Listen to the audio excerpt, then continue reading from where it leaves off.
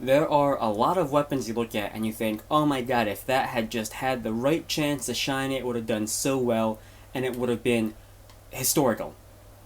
That's not the case with the Dutch De Ruyter class cruiser.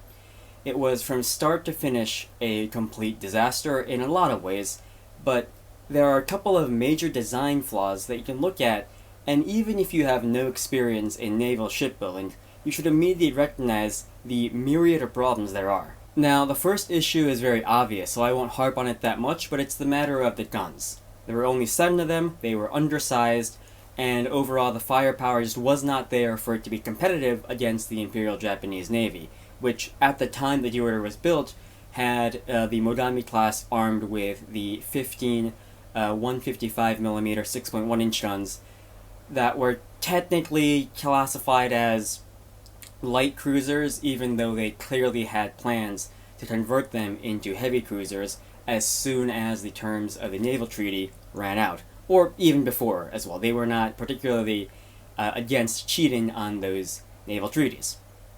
What's more baffling in all cases is the layout of the anti-aircraft battery, which, now to be fair, the guns that they mounted, the 40mm Bofors, they were by all means better than what the Japanese had even later on. The 25mm guns with up to 150 barrels on one ship in some cases, pretty trash, so I can't really make a comment about the guns that were installed, but at least the Japanese Navy didn't have the brains, the enormous brains, to stick all of the guns, the entire anti-aircraft battery, on one incredibly poorly placed mount.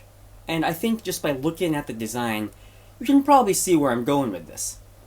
The number of guns for an interwar early 1930s design was not that bad. And I think, but still, like for the Dutch Navy, it was probably a good thing that they only ever made one of these cruisers. The other class, the Java class, they made 2 of, and it was fine, I guess. It had a very similar issue, but the De Ruyter was supposed to be an improvement on that design, and it clearly was not. So the number of guns in and of itself is pretty good.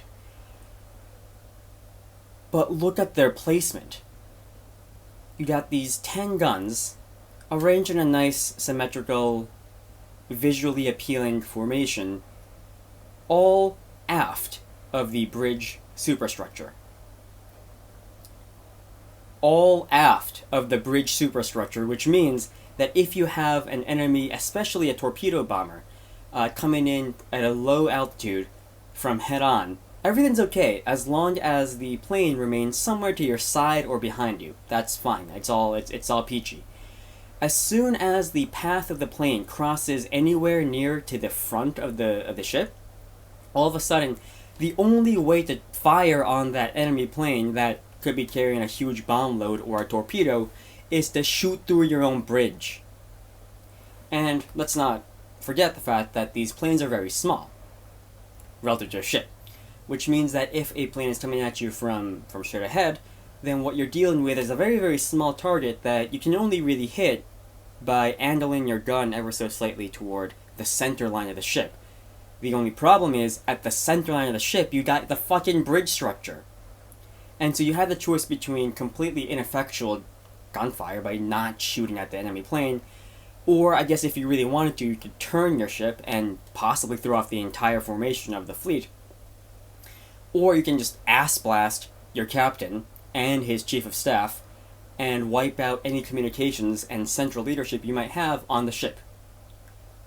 So in no way was this a good design, and I have no idea how it possibly could have gotten past the design phase.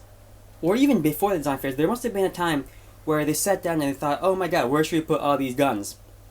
And some genius said, oh yeah, let's put them right behind the bridge. Let's put them aft of the funnel and the bridge so that, presumably, the captain will be very, very careful to never piss off his crew, because they don't even have to be angry to accidentally, on purpose, frank him by shooting at an enemy plane coming from dead ahead, which, as far as doctrine goes, is not particularly unlikely. So I'm pretty sure the crewmen that got stuck with the Type 96 25mm anti-aircraft gun were not particularly happy but they definitely took some solace in the fact that they weren't serving on the De Ruyter.